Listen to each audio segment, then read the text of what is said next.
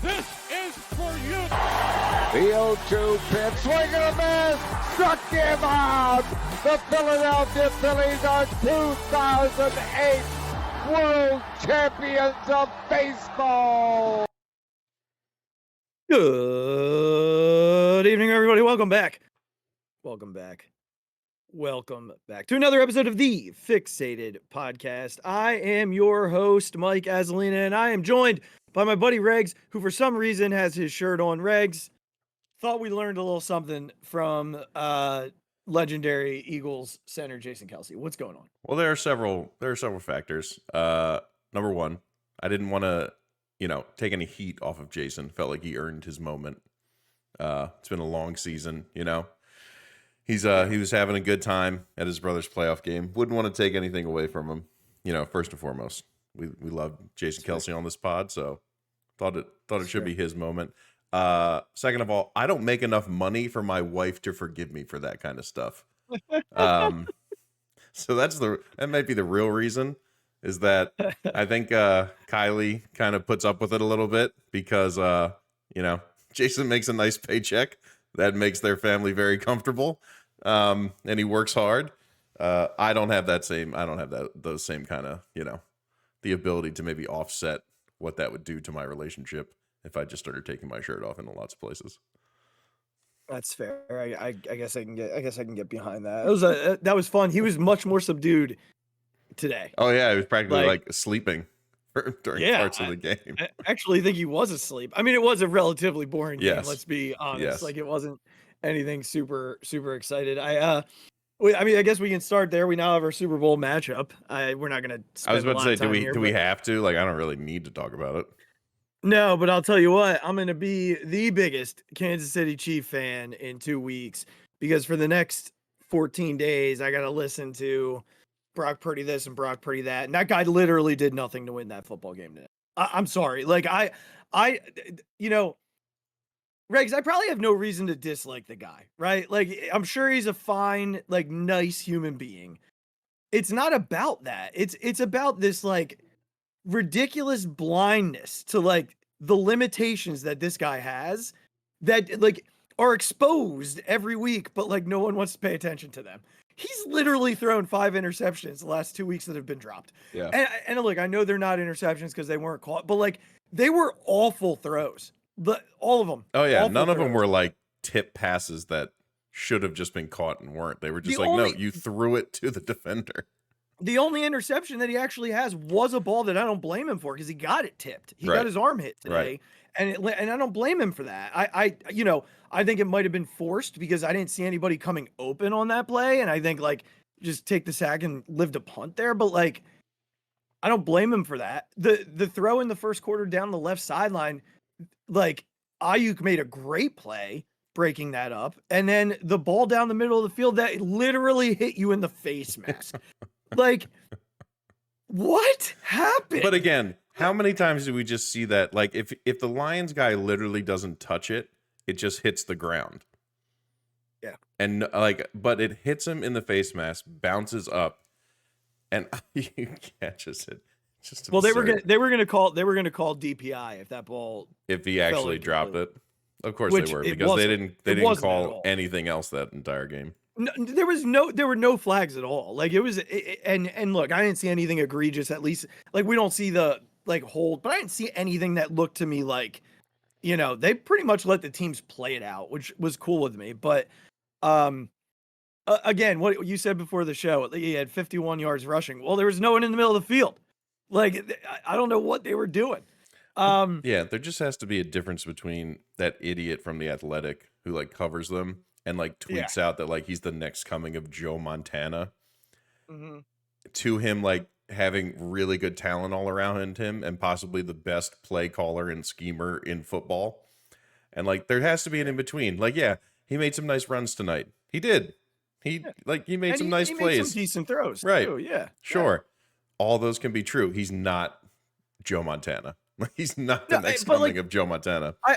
I'm also like, the fact that this guy's an MVP candidate to me is like, he's not that. Like, there were balls he threw tonight in the middle of the field where there was no one like most of his throws are one-on-one coverage. He made that really nice throw last week in the middle of the field, but most of his throws are schemed to be either one-on-one where there's separation or like he throws a screen and Debo goes for 12 yards because no one can tackle him. Like, or he turns and hands the ball to the best running back in football. Like Christian McCaffrey, if he plays 5 more years and stays healthy, might end up being like a top 3 running back of all time. Yeah. The guy is unbelievable. Like he's so talented. And like, you hear the argument, and I've seen it on like social media and things of that nature. Well, Jimmy G couldn't do it, and they traded Trey Lance. Well, Trey Lance got hurt before he even had a chance to try and figure out the offense. Like the kid played like 2 snaps, and Jimmy G took him to the Super Bowl. They were in the Super Bowl, Jimmy Garoppolo. Like, do people forget that? Like they played in a Super Bowl with the guy. And if Shanahan like would have managed the game better, they probably win that Super Bowl. Mm-hmm. Like, also Jimmy G he had rookie year Debo Samuel that year. Didn't have Christian McCaffrey. Like, didn't have Brandon Ayuk. And Jimmy G also got hurt last year, which is why Brock Purdy got the opportunity. And he took advantage of it, and he played really well. But again, like, Jimmy G went to Vegas this year. He stunk. Like, Trey Lance is a backup in Dallas. I stick to this idea that when the time comes and they have to pay Brock Purdy, I don't think they pay Brock Purdy. I don't think they do, because they're not going to pay him as elite, because I don't think he's elite. Yeah. I don't think they think he's elite. I don't know, man. I know I sound bitter grapes, like, but I've been saying this since before the year started, and I'm not going to change my mind. Like, I truly believe that this dude gets lifted up by what's around him week in and week out. And I mean, I look at, he's played one legitimately talented super defense this year and looked so bad.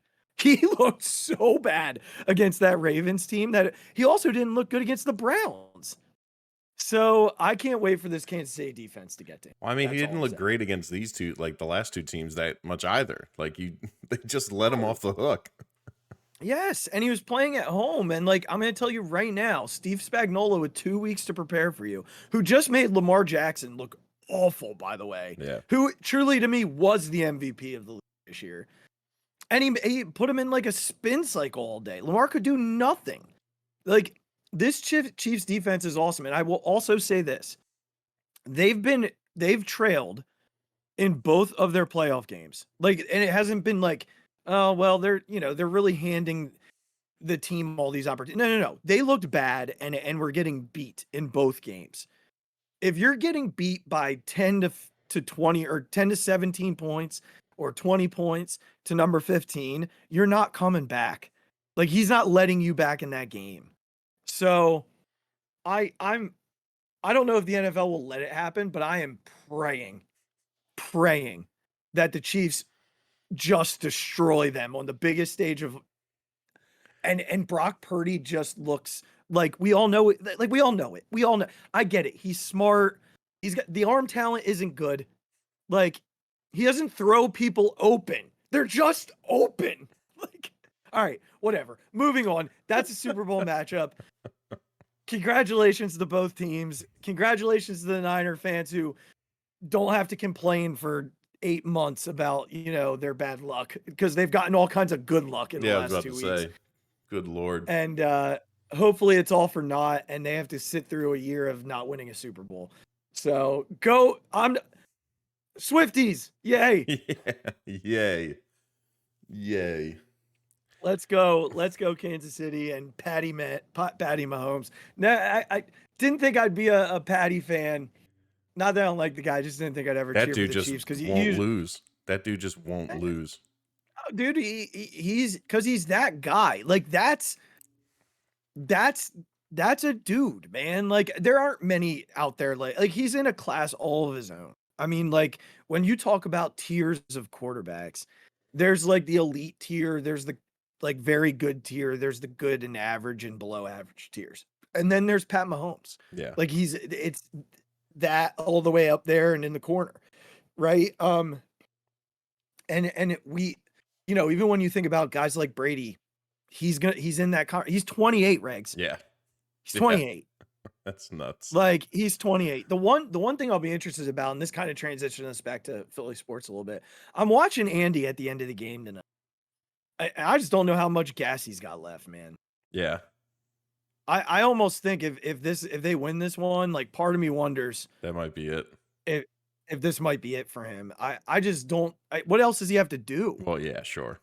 At this point, like, what else is there to do? I mean, yeah, you can continue to rack them up because you have 15 and just continue to roll with it. But, like, I don't know if he has anything left. Like, he looks exhausted. Yeah. He looks exhausted. So I am cheering for it, because if that's the plan for him, I'm, obviously, and I'd probably feel that way even if it was the Lions. I'd be cool either way if it were Casey and the Lions, because, the Lions was a great story up until tonight. Now I'm kind of over the story after watching that, whatever that head coach did. My God. And, obviously with Andy on the other side and Travis on the other side, like, I'd be good either way. But now I am full bore. Kansas City, go Chiefs, go. Like, Chief Nation, I don't need the Niners to win. I can't have Brock Purdy win a Super Bowl. I'm having enough issues with him winning a freaking NFC Championship game. Man. Goodness gracious. So, all right, well, let's jump in. We got a lot to get to here tonight. We've got just a short little Sixers thing that I think I want to touch on as we, turn the corner here in the NBA season. The Sixers continue to play well, even going to Denver last night.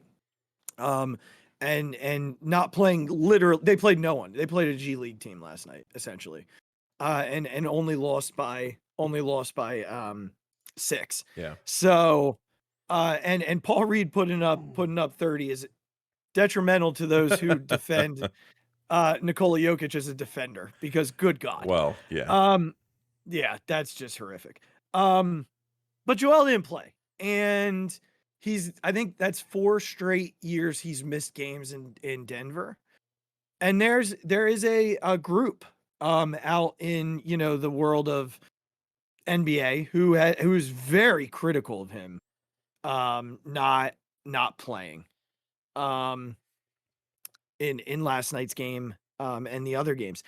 And I'm curious your thoughts on this. I'm going to just give you mine real quickly. And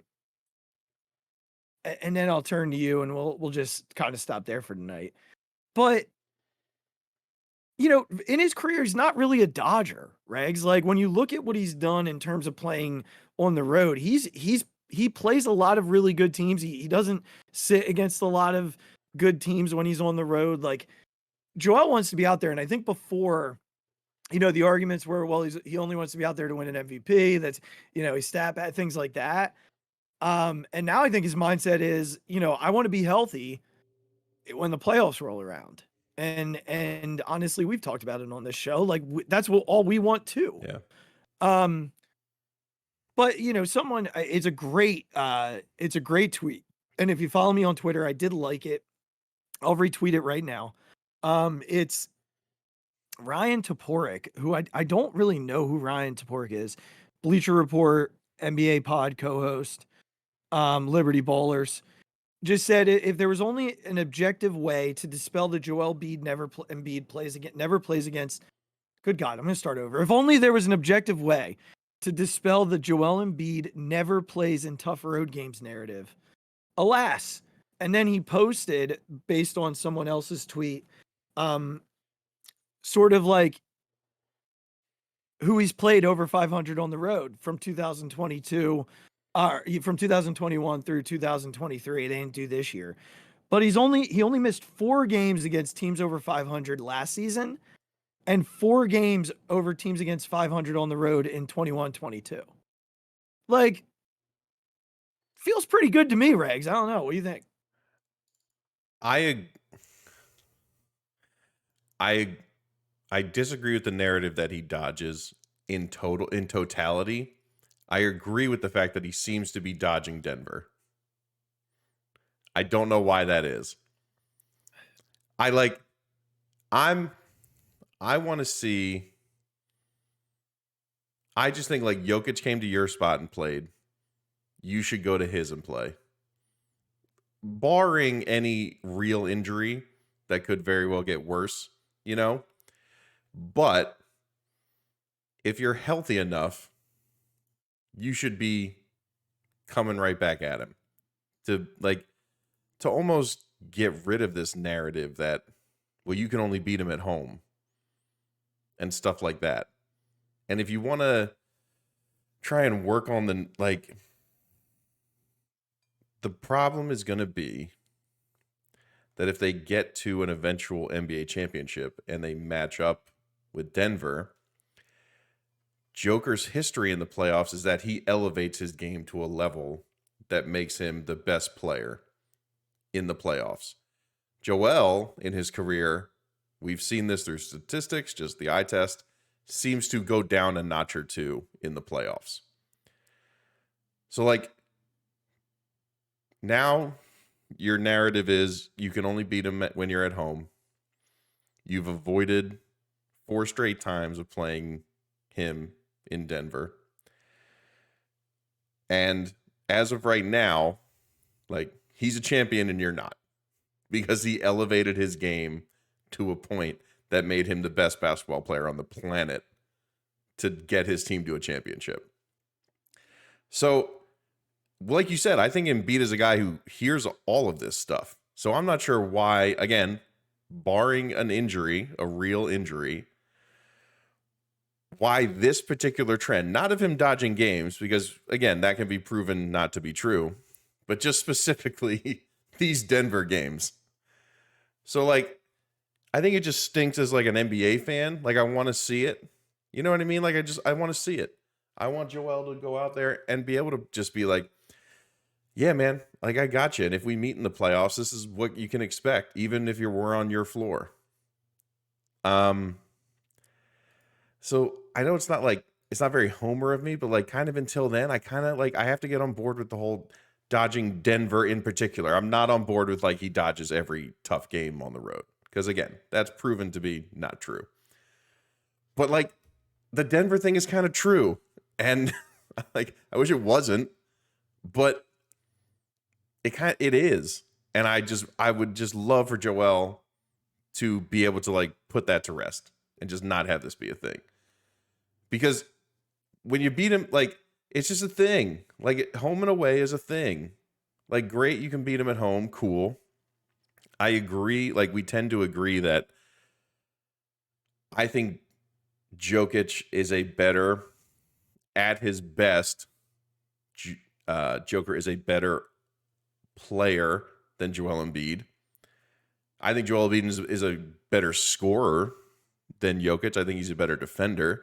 But Jokic has led his team to a championship as the best player on their team. And Joel hasn't yet. And it just anything to add to the narrative in the direction that Joel isn't better than him. I just feel like Joel would want to sort of hammer every nail in and just be like, you have nothing else. Until we meet in a championship, series, and really go at it in that setting, you've got nothing else to stand on me. So yeah, I get it. He hasn't played there. And over his career, he's not been much of a Dodger in other places. I guess my question is then what is the actual reason? Because to me, I don't necessarily, I gotta be honest, I don't agree. I sometimes circumstances are circumstances, right? I thought after the game, Nick Nurse was pretty clear in saying this was 20 minutes beforehand, and our staff was like, no. I mean, he warmed up for the game. He was, ready to play, and then the medical staff was like, no, you're not playing. Yeah, I think that's perfectly fair, and I'm saying this based on the circumstantial evidence is not the case, but like it's just the raw fact of like he hasn't played there in 4 years or whatever it is. I get it. Like again, like I said, barring him actually it not being like good for him to play for health reasons that would make him less healthy in the playoffs. As a Sixers fan, I could care less. Don't play. Be healthy for the playoffs. That's all I need you to do, big guy. Like, cool. Like I said, if I'm taking the Sixers fan out of me and I'm trying, like, let's just say like a Boston fan is having the same argument with a buddy of theirs, I think I'd kind of be leaning like the way I said. When you talk to me as like Chris, the Sixers fan, like, yeah, don't play if it's going to make you hurt more, dude. Cool. I don't care what they say about you. Just be healthy going into the playoffs so you can dispel the narrative of your game gets worse in the playoffs. Like, we need to get rid of that. Like, let's get rid of that first. I don't care about playing like Jokic in Denver. Like, who cares what they think? Who cares what those fans think? Who cares? Like, worry about that. But again, if I'm any other fan and I try and take the homerism out, I can see it, particularly for Denver, not the overall, like, he avoids all these away games against people. Because again, that seems to be not true. Because like when you look at it, they're in a tight playoff position now, and I know they still have a ton of games left. I mean, there's still 2.5 months left in the season, but they're only a game up on the team that's sitting right behind them right now. So it's not it's not like they have some lead that's padded that they can be like, oh, Joel, don't play tonight. It's fine. This week it's a West Coast swing for them. I mean, they got Portland tomorrow. They have Golden State on Tuesday, and then Utah on Thursday, before coming back home to play Brooklyn next Saturday, a week from yesterday. I think, like, now if he comes out tomorrow and plays, then yeah, I'm sitting here saying, okay, Joe, like, that doesn't look good. Even if he comes out and plays the second half of the back-to-back against Golden State, I'm like, maybe, I don't know, Joe. Like, yeah, that's questionable. My guess is he's not going to play in either of these two games. I'm guessing he's not playing until that at the earliest that Utah game on Thursday night. Yeah. But I guess we'll wait and see. I just think it's like, look, we won't know again either until if they get to the NBA championship and play one another or next year. But I can tell you right now, Joel Embiid is a competitor. Like, the dude wants to play. And I think that your statement about him wanting to do everything he can to prove he's better than Jokic is a big part of that. And I mean, he just dropped 40 on his head like last week. Yeah. I don't know. Hopefully we get a chance to play him in the finals and then he can play there and everybody will shut up when he drops 50 in a championship game. Yeah. Again, I, as a Sixers fan, just want Joel Embiid the healthiest possible when the playoffs start. Sure. I don't care what that takes. I don't care if you have to miss every nationally televised basketball game that you have this season to make that the reality. Cool. Yeah. Like, screw everybody else. Who cares? Yeah. It's just, yeah. Again, I was trying to just take that out a little bit. And again, if I take that out of it, I can get the Denver part. I'm not on board with like the national narrative that like Joel just like avoids every big deal road game. Because again, that's proven to not be true. It's not true. Yeah, exactly. It's not. So, all right. Well, look, we'll see what happens when we But listen, you could also talk about Joker like almost losing to a G League team. So like, and letting Paul Reed drop 30. There's both sides of this a little bit. Yeah. But again, dropped 30 last Jokic night. could just be like, well, I just won the NBA championship, so screw you guys. It's like, all right, fair. Fair. I think that's what happens. When we meet again on Thursday, they will be starting the last game of their West Coast trip. They will be starting that game against the Jazz, probably when we're either wrapping up the show or getting ready to wrap up the show. So we'll see how they do these. We always say this. When they come home from the West, if they can be 500, we feel good about that. Yeah, because you only get, you get like two big swings out there. And this is one of those two. I don't think they've played their other one yet.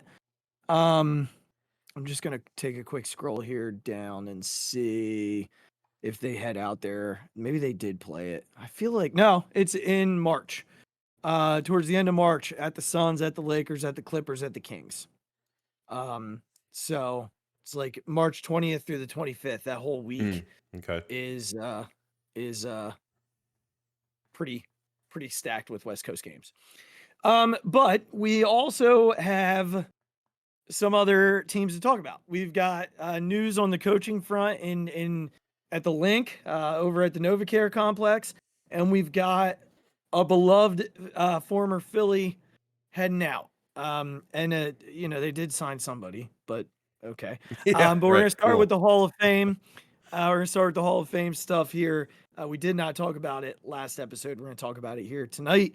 Just where the guys wrapped up. Both Bobby Abreu and Jimmy Rollins wrapped up at 15% of the vote. Small step forward for Jimmy. I actually think it's a step back for Bobby. Yeah.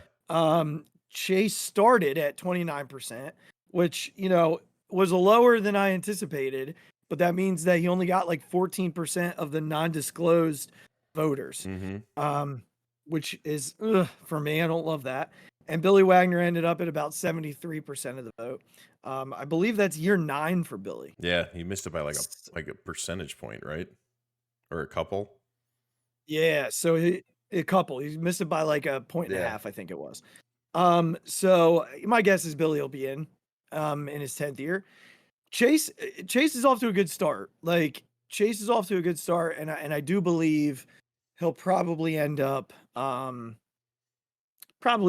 like 4 or 5 years or so. I think that's going to be about right for him.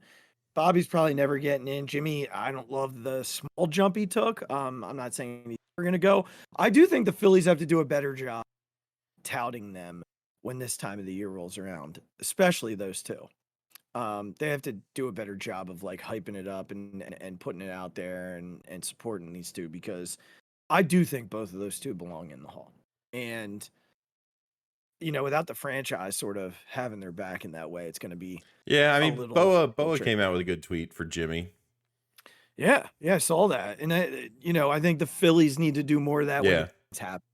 Sure. I think just as an organization and former teammates, players, like, coaches, organization, like Ruben, guys like that. I think it's just they have to do a better way. They have to find a way to really get that out there.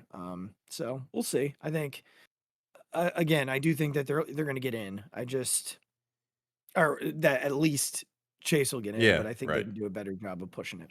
So real quick, in smaller news, the Phillies did make a little acquisition, Kobe Allard, who was a first-round pick of the Atlanta Braves, I believe, in 2015. That might be too early. I'd have to look back and see. But 2015. Yeah, it was 2015. First-round pick, 14th overall. They did sign him. And look, it's a deal where his guarantee is like $325,000. Yeah. He's got one option year left. So he's going to pretty much they're going to option him to the minors. Essentially, he's going to start the year in the minors. If they bring him up, they can option him back and they keep him. He's pitching depth, badly needed pitching depth. Yeah. For a team that lacks it by epic proportions. This is a guy that they absolutely have to have just floating around. Even if he only has to start 1 or 2 games for you, he's a guy you gotta take a shot, kind of bring it in. He's the type of guy. What it does is pushes everybody back a little bit. I still see their names tied a little bit to guys like Ton. And there was another guy from the Giants, and I'm drawing a blank on his name, who bounced a little bit as a swing man last year, both between the bullpen. I think he started like 5 games for the Giants, and I'm drawing a blank on his name. But I think they've had their names tied to both of those because it would add one more piece to that puzzle. And again, Michael Lorenzen's still floating there. So Kobe Allard, welcome to Philly. It would be great if we could turn your career around and rub it in at face. The way that Christian Paches has seemed to kind of turn around here in Philadelphia. I enjoyed how Jack put it on the High Hopes. He was like, they're just putting him in the school of Caleb Cotham. just and see what comes out. We've seen a lot of guys come in here and kind of shift their careers because of Cotham. I don't think anybody can deny it. I think he's one of the better pitching coaches we've had in a long time. Yeah. Because dudes improve when they get to him. And that's really all I need to look at. So, I mean, I look at Hoffman. I look at Alvarado. I look at those guys. Hopefully I look at what Soto, Christopher right? Sanchez now does. Hopefully Soto, yeah, for sure. When Sir's healthy. Like, these guys all take steps forward. And, look, give Kobe Allard, the kid was a first-round pick. Who knows?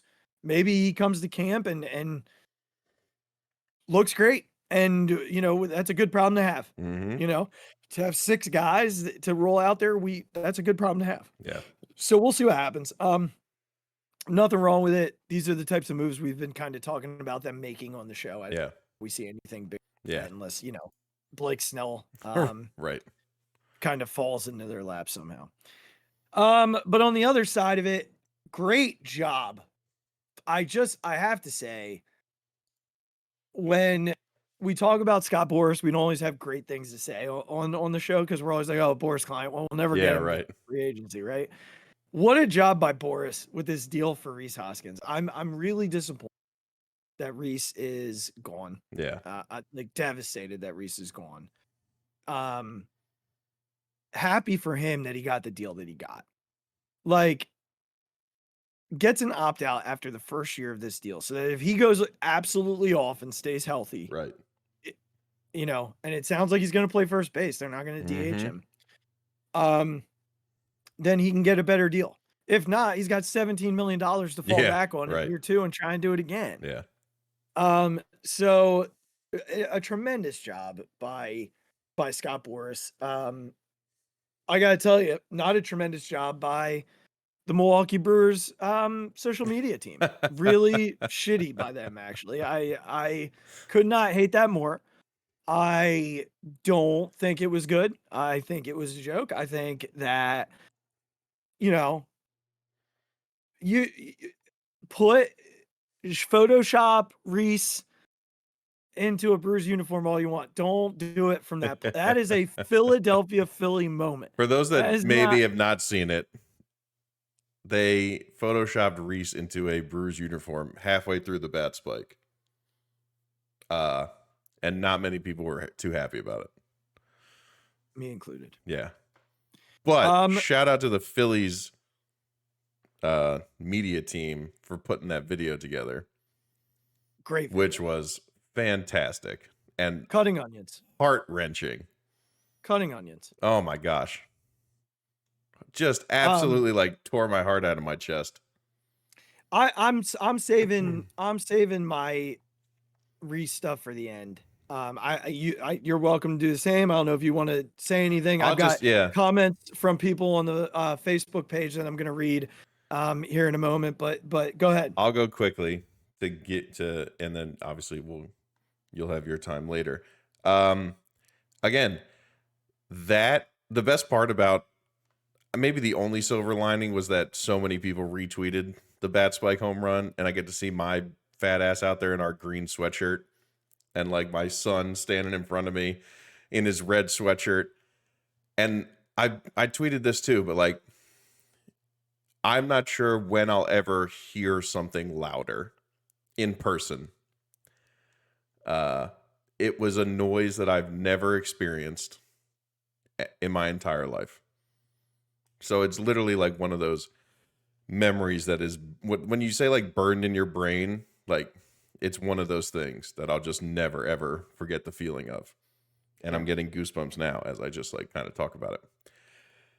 So not only that, but also the look on my oldest son's face when he really thought he was in danger for a second or two because he wasn't sure what was happening. Again, experiencing that as an 8-year-old at the time, I'm sure was wild. Yeah. But the look of pure terror into joy when he realized everything's okay and something, what, like, a home run happened, everybody's excited and you're not in danger, will again always be funny to me. Oh, for sure. But yeah, not only that, but like being the guy who essentially, him and Nola are the face of like the past however many years of just like terribleness. And I don't think I'll ever get over him not being around for last year and him not being able to like go out the way he deserved to go out. Yeah. But again, happy for him. Hope he can go, prove that he's still a good player and can still put up some good offensive numbers. Yeah, we'll never ever say anything bad about the guy. Wish him all the best. With him gone, the two longest tenured position players in the Phillies are Bryce Harper and JT. I saw that. That's wild. Isn't that wild? Yeah, it's crazy. All right. So on the morning that it was posted, I put something on the Facebook page and asked people to, send their thoughts of appreciation to Rhys and that we'd read them on the show. So, Tom has a line, a big Papa A. Good luck, Rhys. We're going to miss you. Joe Marie, good luck to Rhys for the next 2 years playing for the Brewers. May have good health and the fans love and appreciate him like Philly fans. Can't wait for his first at bat back at Citizens Bank Park, June 3rd. I will be there. Can't wait. Wade wore this under my blue pullover all day today in honor of Rhys, wearing his blue Rhys Hoskins t-shirt jersey. Kathy McBride, good luck, Rhys. Enjoy Milwaukee. Ellie Birch, congratulations and good luck to Rhys. One of my coworkers is a huge fan. Maybe she'll be a Brewers fan now. Always admired his positive attitude. He shows sportsmanship. A couple more. We got Brian Healy. We all knew it was coming, but it doesn't make the news any easier. Philly fans don't need the perfect player. We just want someone to play hard, mistakes, work to get back to the community. That's all Rhys did. Can't wait to see the standing ovation he'll get when the come back to the bank. Thank you, Rhys, for all the memories during the good years and bad. Finally, Brian Hamilton. I can't wait to see Rhys get the standing ovation he deserves when he comes back to Philly next year. For sure, his ovation will be as loud and sincere since Chase Utley's. Rhys understood that to win over fans, all he had to do was play hard and show in some way he cared. Rhys played hard, played through injuries, and was a better player than many people realize. But his accountability through good and bad and the joy he showed in 2022 and the anguish he felt about being on play in 20, that stuff was real. Rhys kept it real, and that made him so easy to root. He'll be missed, but welcomed back with arms whenever.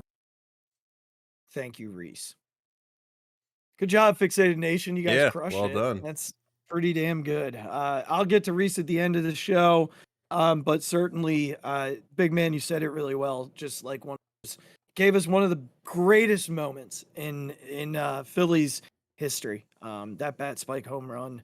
Not even mentioning the two home runs against the Padres, right? In game 5, right? Sorry. Just this dude gave us postseason moment after postseason moment in 2022. But we'll get to Rhys a little bit more later. Before we do, we got to turn to those Eagles. Some stuff happened. Well, the week started off kind of, wasn't quite sure about it. Ended really well, man. I got to California on Wednesday and pretty much opened my phone to the press conference being done and wasn't quite sure what I was going to get out of it. I was getting text messages about it. I was like, hold on. I haven't watched it. I get back to it a little bit. So I went up to my room and unpacked and listened to the Eagles. The Eagles put out the video on Twitter, and I listened to it, for the longevity for about the half hour that they were on. And I don't know what people wanted or expected. I didn't expect them to come out and be, super positive. Yeah. I appreciated some of the ownership, accountability, but there were definitely missing parts of that too. I guess for me, there were moments where I was like, whoa, didn't see that coming. Like when Nick basically was held accountable for the defensive coaching switch. we had talked about that. I don't know if we've mentioned it on the show. Neither of us really thought that was only him. Yeah, it wasn't even like what was out there from the guys who were inside the locker room all the time. Like, Yeah. like the insiders never gave off that this is like purely a Nick decision, but okay. That's fine. Nick, if nothing else, like you said, is willing to take the fall for things. So Right. So we don't know the truth to it. No. We don't know that. I think, the other thing was Howie. There was a moment where I felt like Howie was getting real that I didn't anticipate. And it was when he talked about after the Super Bowl last year, when they got back and they got settled in, and Nick came to his office and was like, "How you doing?" And Howie was like, "This is rough. We're gonna lose good people." And I know what the schedule's like next year, and I know like he kind of made it appear as though like there was only so much they could do to improve the roster. Yeah. He made that pretty clear, and I kind of appreciated that sense of realness. I think the 10-1 might have even surprised Howie. Yeah, right. The start they got off to. So, that part sort of opened my eyes a little bit. One thing that did bother me, and then I'll see if there's anything you want to add. I'm not quite done, but I'll take a breather. One thing that bothered me was him trying to sell. I didn't mind him saying, "Look, Nakobe Dean's a good young player. We spent a 3rd-round draft pick on him. He ended up hurt." And Nakobe Dean's a guy who went through high school, college, like didn't have a ton of injuries, didn't miss games. Yeah. And he's missed a ton of time in 2 years here. I think he's poised and motivated to stay healthy next year, but he hasn't shown he could do it. And how he mentioned that, but then said, and Zach Cunningham, if you look at the tape, was really good for us this year. Look, Zach Cunningham was really good in comparison to what was on the field, but Zach Cunningham, right. When you look at snaps played, Nicholas Morrow played the most snaps by percentage on the roster, and it's not good enough at the position. Yeah. So I didn't like that. I don't expect him to get up there and shred the players, but I expect him to get up there and take some accountability for, look, I got to do better at, Now, before I turn it to you, I will say sometimes he depends on his player development team, his scouts, to say, look, we can get out of this guy what we want to get out of this guy. Like, or we can develop this guy into something better. Like they developed TJ Edwards, right? Yeah. Like they went out and spent during the Super Bowl run when they won on linebacker. I'm drawing a blank on the guy's name, the linebacker begins with a B, that was on that roster and was really, really good for them. It'll come to me when you're talking. I'll look it up. But they spent money there on him. And then, Kaiser White last year. Kaiser White they spent like $5 million on him, but like he gave them good snaps. Yeah. He was good for them. So I think, in some ways, the scouting department, player development team let him down a little bit at the position this year, but they didn't spend there. And look, you can't spend everywhere. You can't spend at every position. The cap doesn't allow you to. But hopefully this was I do anticipate him spending money there or investing in draft. Anyway, I'll turn to you. Anything that stood out to you about that press conference? I think the biggest things for me were that I'm glad they just kind of took it and like, again, would you want them to come in all like happy and positive after what happened? I thought it was like a really good point someone made. It's like, what do you want them to look like? They should look like they've been thinking about what went wrong and had to fix it and been up for like a few days and been like miserable because it all went to crap in 7 weeks. And then you lost to an inferior team in the playoffs. Yeah. Like, yeah, none of that was good. It was hopefully a moment, like a learning moment for Howie and how he tries to, I don't think his philosophy on constructing the roster in general is flawed. He prioritizes most of the things that are important for winning NFL football games. And I don't think this is all of a sudden going to make linebacker like a top priority outside of this coming year for Howie Roseman. But like, if he's a smart guy, who saw what happened, who is seeing like what how the top defenses are. Like even like when you talk about it, Baltimore, San Francisco, like KC, you don't hear about their linebackers a lot, but that's kind of good, right? Willie Gay is really talented. Yeah, but like yes, that's one of those things. Like they don't jump off the page, but they're very good. Yeah. So when you look at the top defenses, it's a very important part of a lot of the top defenses in the league. Yeah. So you can't just have blinders onto that. And I don't think he I don't think he's changing his overall philosophy on how to construct a roster, but hopefully he's just giving a few extra like drops on the weight, bucket for those positions. And obviously they're a huge like part of the need for this team. Like they're just severely lacking at that and safety, and possibly cornerback now because your gamble on James Bradbury did not work. Yeah, I think he's gone. So he's not going to be back. So, well, maybe I don't know. I don't really agree with, and they've been having this debate on Go Birds, James and Elliot, about can you be successful when your head coach isn't like an offensive or defensive play caller. And again, I think Elliot's kind of on the side of, well, no, you can't. Like you can't have sustained success for a long time. And James like brought up Harbaugh in Baltimore. Dan Campbell, who again talking about this tonight, isn't great for Dan. But look, not a great day for Dan. Not a great day for Dan. Who else? Like Mike Tomlin. We know he was a defensive guy for a while, but like I don't think he calls defensive plays anymore. Again, are those teams going to the Super Bowl every year? No. And again, Detroit's had its own problems, but like if you look at Baltimore and Pittsburgh, like they're also not the bottom 4 teams in the league every year. Mm-hmm. So I guess you don't necessarily want to just be stuck in the middle, but I think at the very least, it's possible to have a very high floor with that sort of configuration. And yes, is it great that you're going to be losing possibly a coordinator every year? We'll talk about them in a second, but like, no, especially when you have a young quarterback like Jalen Hurts, you want to have some continuity and like you want to give him the ability to be comfortable in a system to grow with for many years so that when you do dial it in, like you win a Super Bowl because you've hit your stride and like everyone is on the same page about everything. So I think Nick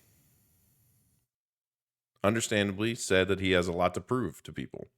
Like his game management and his ability to motivate this team are his only focuses now. That is his job.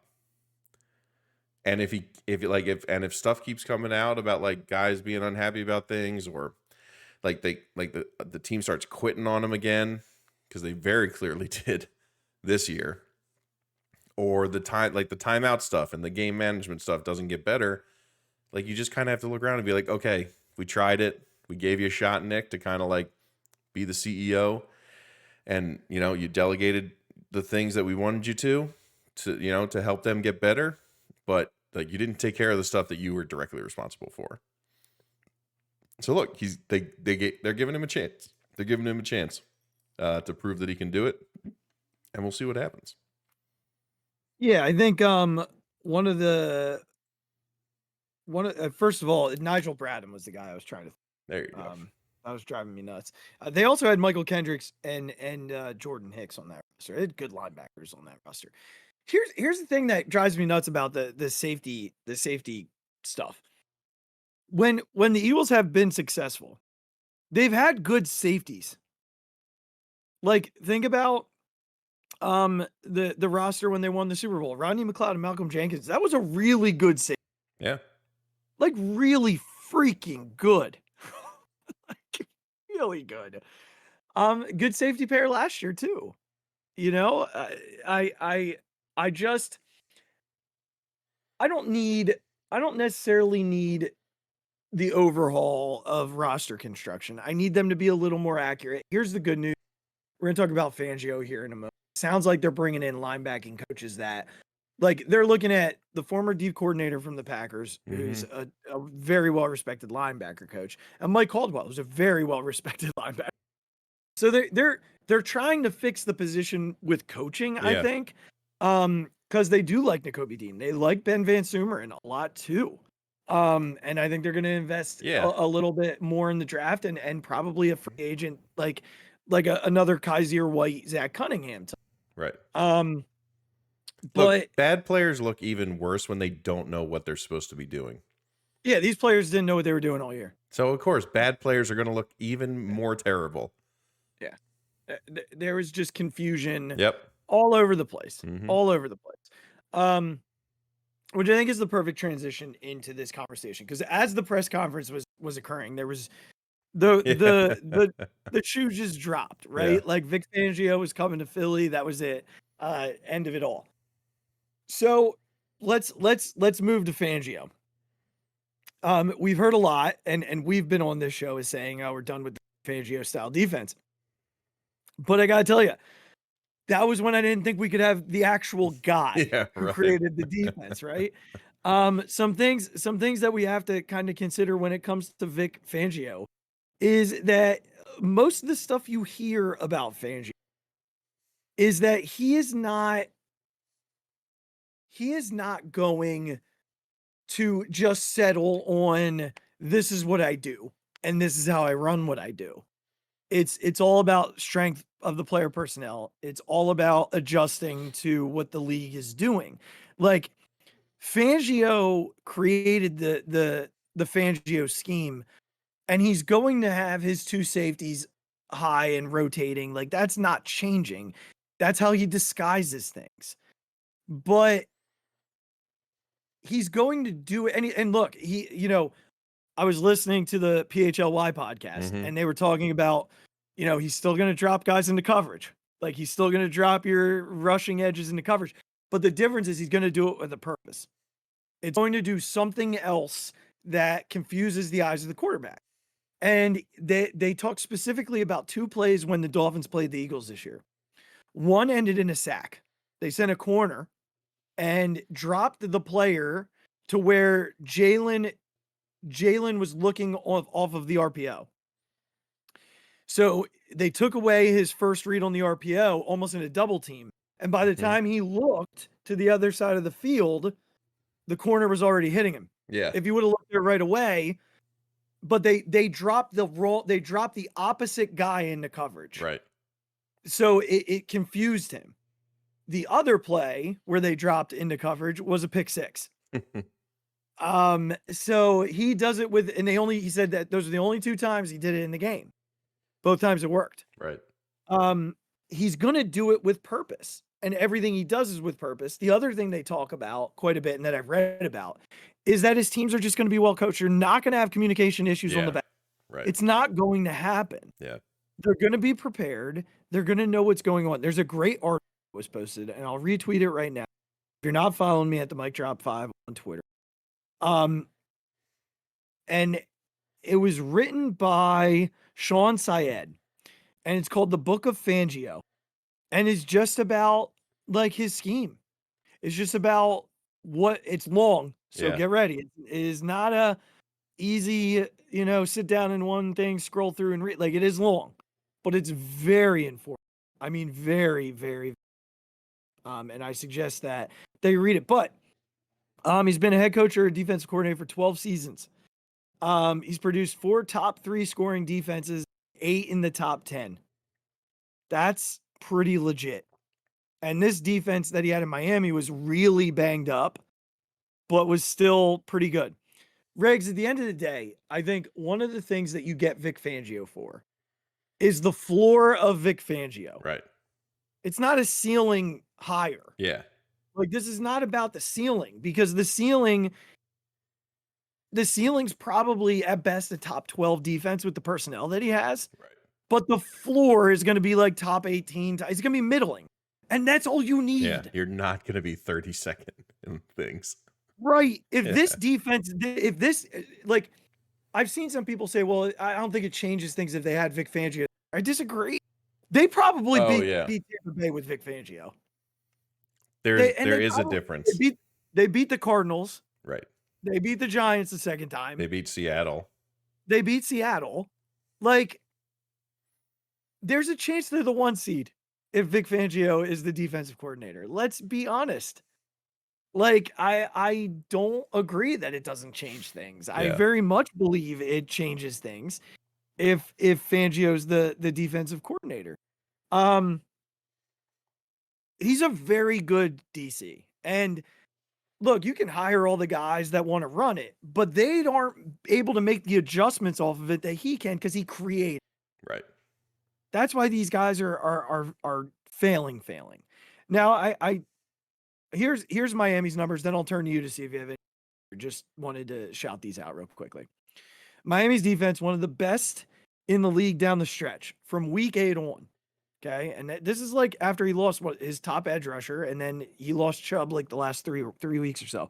Success rate 7th, EPA per play 8th, 20.4 points a game. Dude, like, come on, like 20.4 points a game. If Kellen Moore, who we're gonna get to here in a minute, does what I think he can do with this offense, they're going to be really tough to beat because they have the same kind of talent on the line. There's one of Miami's linebackers and safeties are free agents. Don't be shocked. Yeah. Don't be shocked if how he makes a run at him. Any thoughts on Vic? I just think the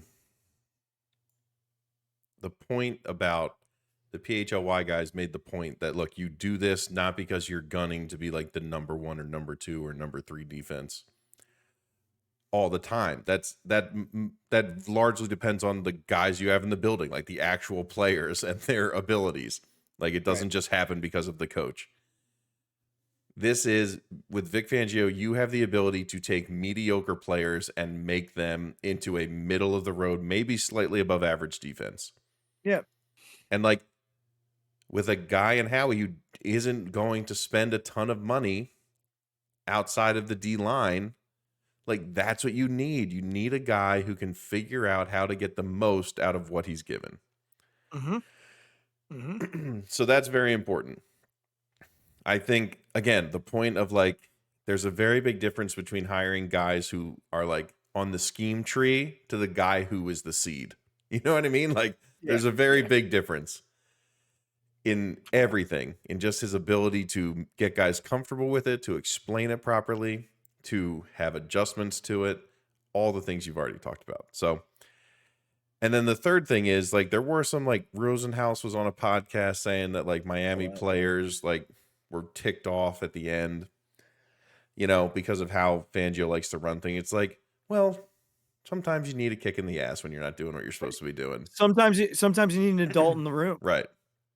I think this team in particular desperately needs someone who's going to come in and have expectations and be like, look, you can step up. We're going to work. Like, if you're ready to meet these expectations, I'm ready to work with you.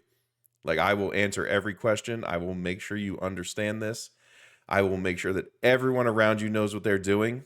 You know, I'm going to set you up in the best way possible. But, like, you got to give it. And if you're not giving it to me, we'll find somebody else who does. And, like, hey, you're a professional football player. You don't just get to, like, dawdle around and still have your job. So, and again, you can do it with this team because now there can be a balance. Like, I think it's probably slightly overblown, like, from an agent who's describing these things. It's probably a little bit true. Again, not everybody's going to like everybody. That's going to happen. But now it's also Nick's job to, like, talk to maybe some of those players who are feeling a certain way and get them on board and, like, get them, you know, rowing in the same direction. And he can focus a lot of his time on that because he doesn't have to worry about people being able to understand what either side of the ball is even doing. Right. So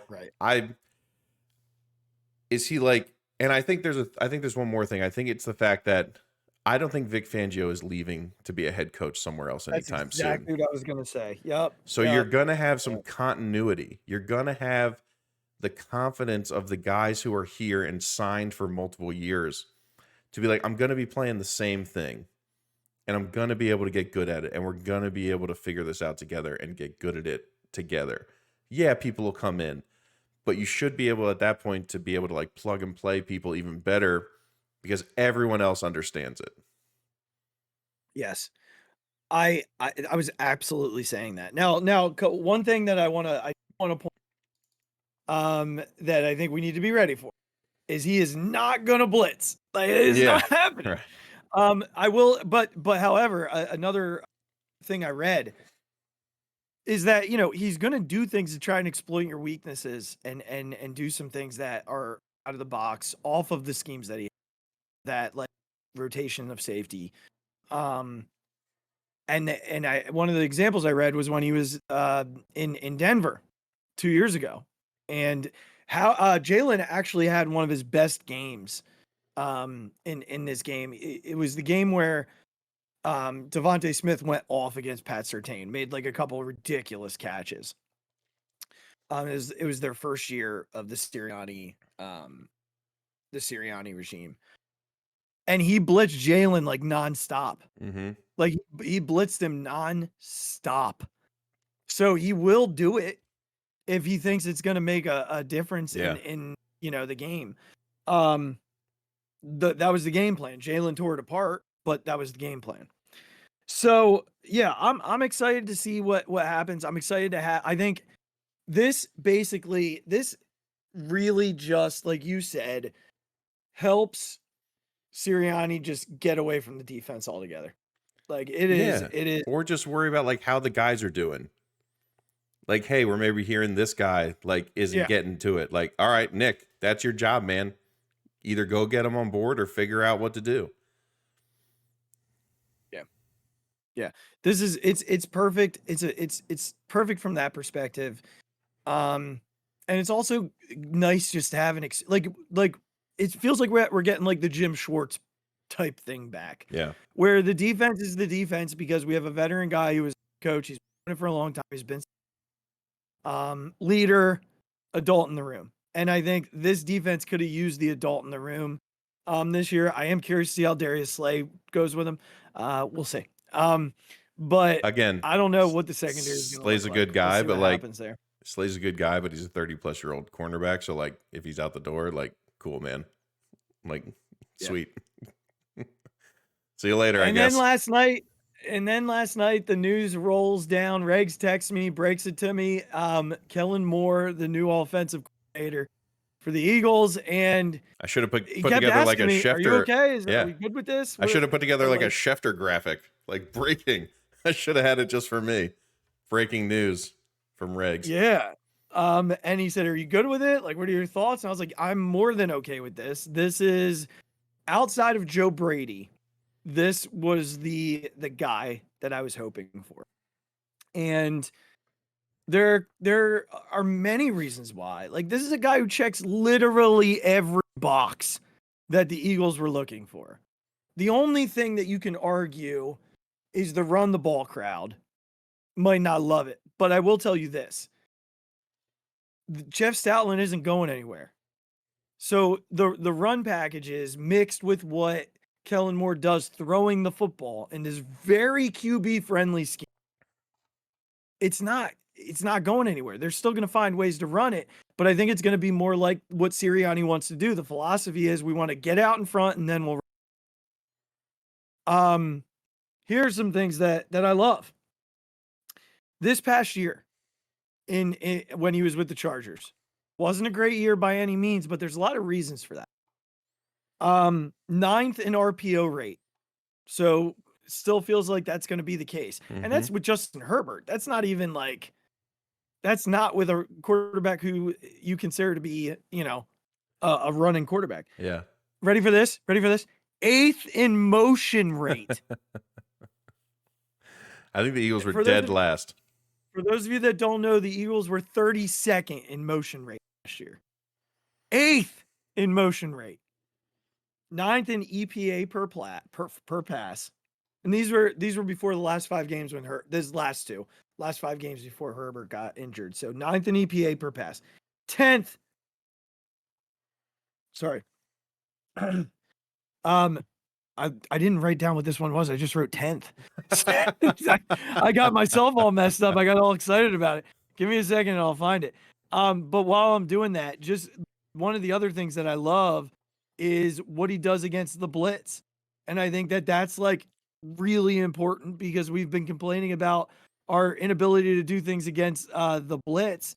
And here's his numbers against the blitz starting back when he was in Dallas. 7th against the blitz, 22nd against the blitz. That was the year that Dak missed like every week from 6 on. So I don't really hold that against. 7th against the blitz, 1st against the blitz, 12th against the blitz this past year. Regz, that's good for those of you wondering. That's really good. Oh, explosive pass rate. They were 10th in explosive pass rate. So they didn't have Mike Williams like at all this year. Yeah. Like not at all. And they lost Keenan Allen for 5 or 6 games. They lost Austin Eckler for 4 or 5 games. And Justin Herbert didn't play the last 5. And actually the offense looked pretty decent with Easton Stick. Some of the other things that I think people will have to consider here, like this is a guy who uses the middle of the field. You've seen the passing maps of Keenan Allen. Somebody tweeted like 4 of them. They tweeted Keenan Allen, CeeDee Lamb. Who else? There was like 2 other guys from offenses that he's run. Yeah, probably Mike Williams. Yeah. But all that tells me is like Devontae Smith's going to be a top 5 receiver next year. Like they're going to use Devontae Smith in so many like motion formations. Like that's going to be wild. He's going to be the Rip Hamilton of the NFL. It is going to be wild to watch. Here's the thing.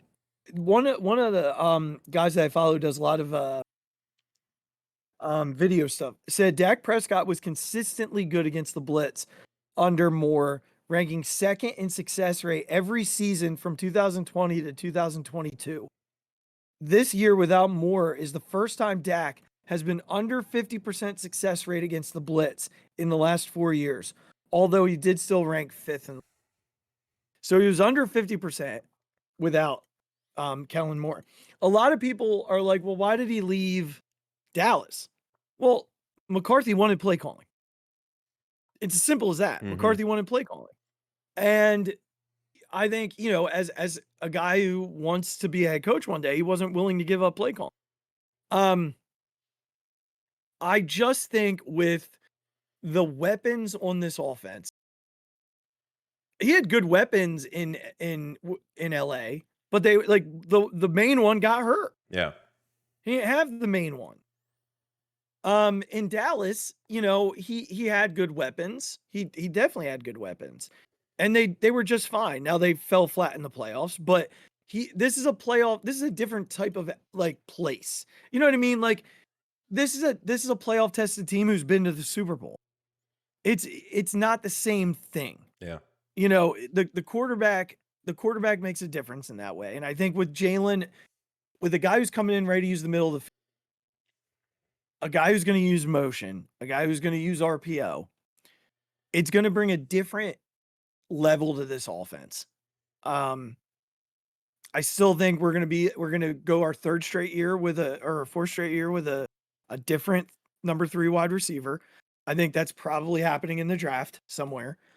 They'll bring in a veteran somewhere too. If they can bring OZ back, great. But I would assume they're 3rd wide receiver. But other than that, you should have both AJ and Devon back. You'll have at least 4/5 of your offensive line back. The quarterback's back. And your running back, they'll do what they always do, which is figure it out. So you're returning your tight end, and it hopefully is healthy. But I wouldn't be shocked if they invested in a tight end in the draft.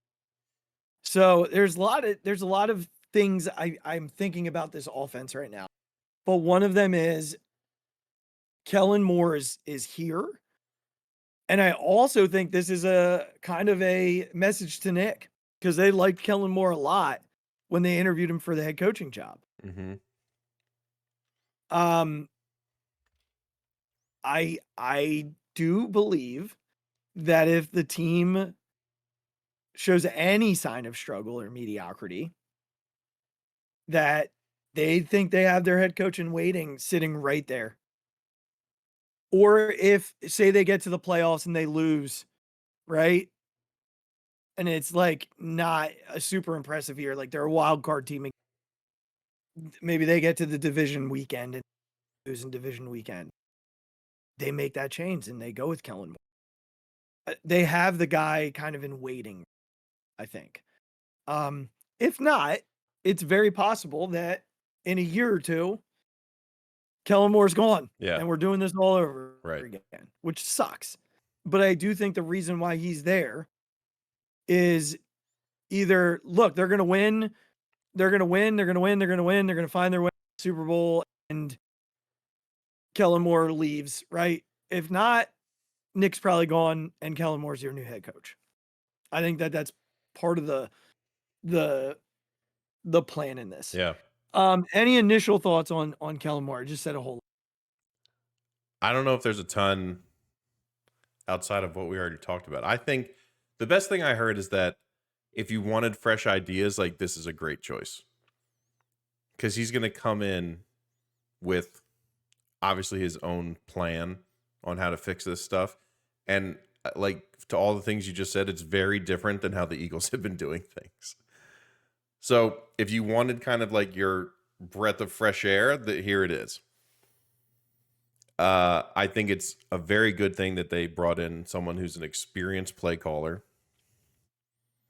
And I think it's important that it's a guy who's worked with multiple like good quarterbacks and has proven that he can turn them into successful offenses. Mm-hmm. Like, I don't think there's too much that has to happen to make this offense really, really good. Like, you're not starting from scratch here. There's very obvious things that I'm sure Kellen Moore identified in his interview. Like, I can help. I know how to help with this. I know how to fix this. Yeah. And his track record would prove that.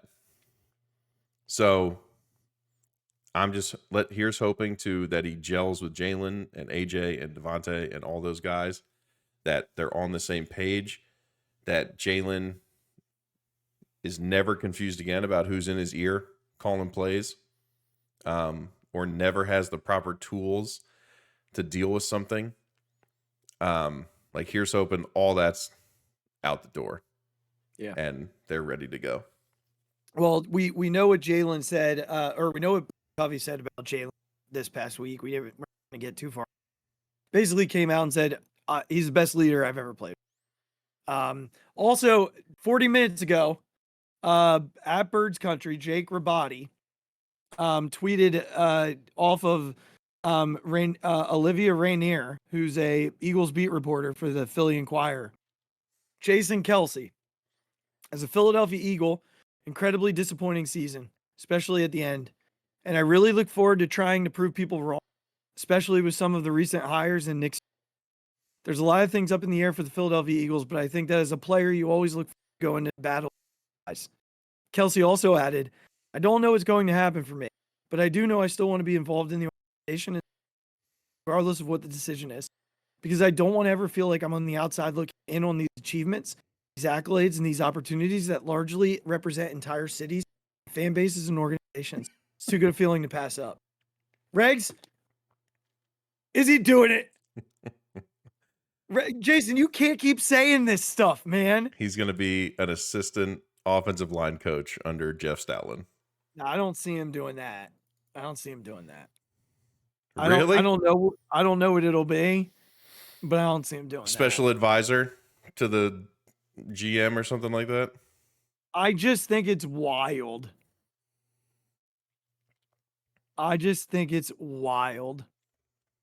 That he said all that stuff. Like, I can't wait to be a part of it. I want to prove people wrong. Like, come on, man. You just showed your cards. You're coming back, big dog.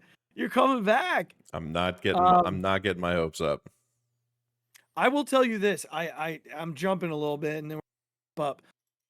I will give Dan Campbell a lot of credit for what he said after this game. I didn't see that. What did he say? This isn't about the kicks and stuff like that.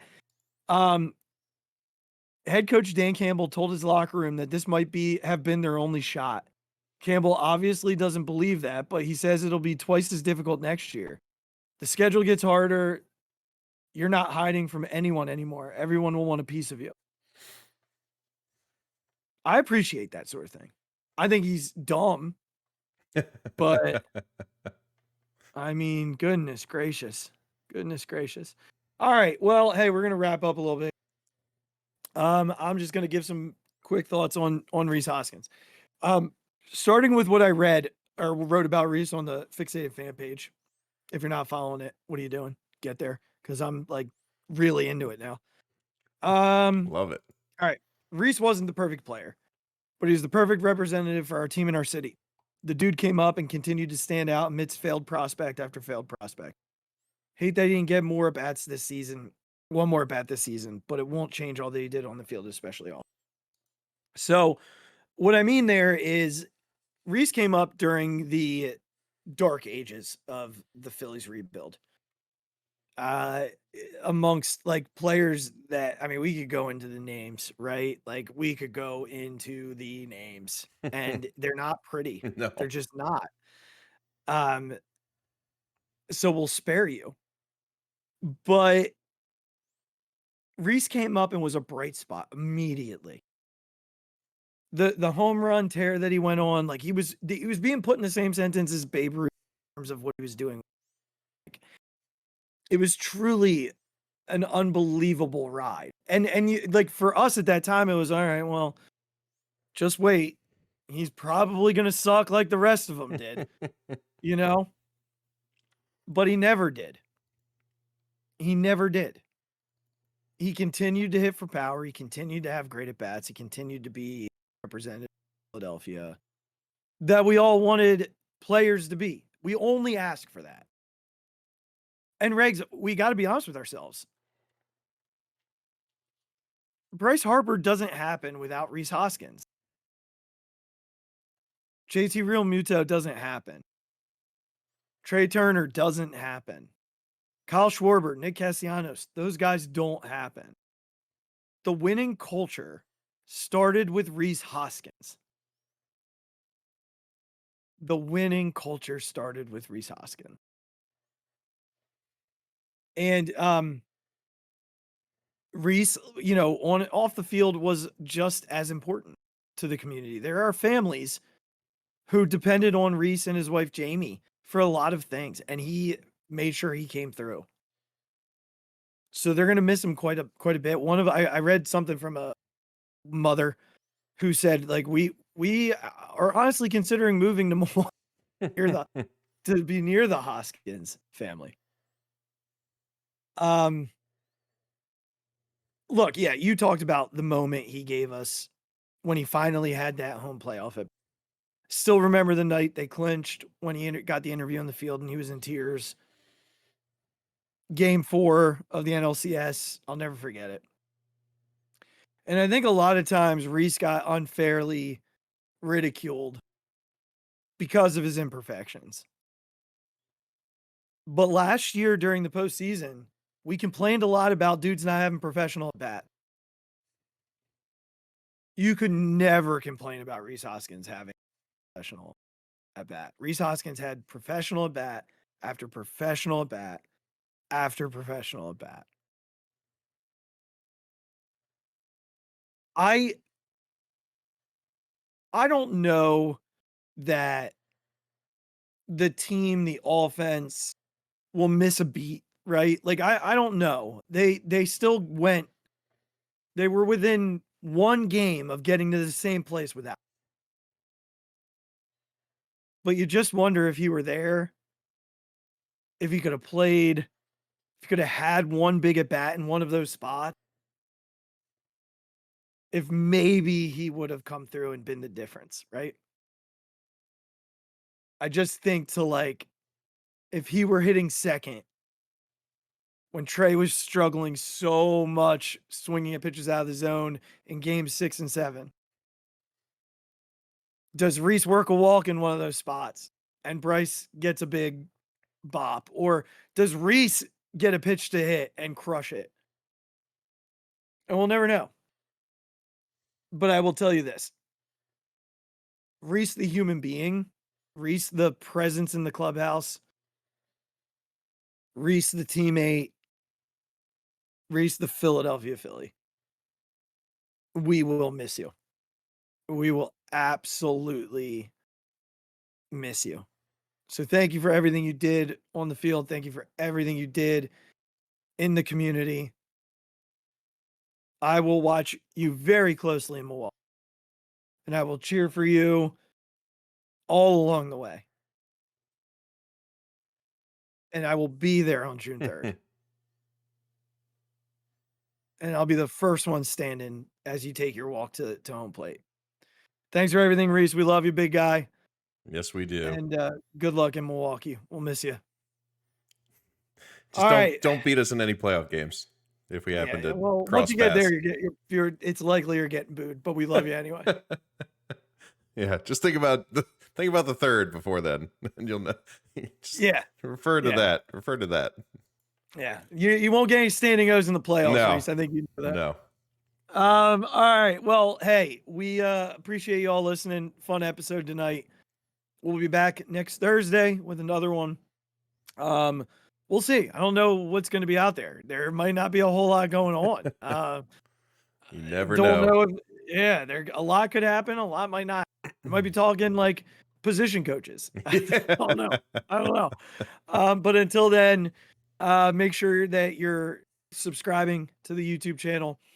Make sure that you follow us on wherever you get your podcasts, and rate us there too. Follow us on all social media platforms at the B&B Podcast on Instagram, same on Twitter, at the Phixated Podcast on Twitter, the Mic Drop 5, Bigger Eggs with a Z, at the Phixated fan page on Facebook, and make sure you click the merch link in the show description. Until next Thursday, be good to yourself, be good to others. We'll talk to you on the flip side. Welcome, Vic, and welcome, Kellen. Yeah, just do better, guys. Thank you. Deep to right field, way up there, and way out of here! The Philadelphia Eagles are Super Bowl champions. Eagles fans everywhere, this is for you. The 0-2 pitch, swing and a miss, struck him out. The Philadelphia Phillies are 2008 World Champions of Baseball.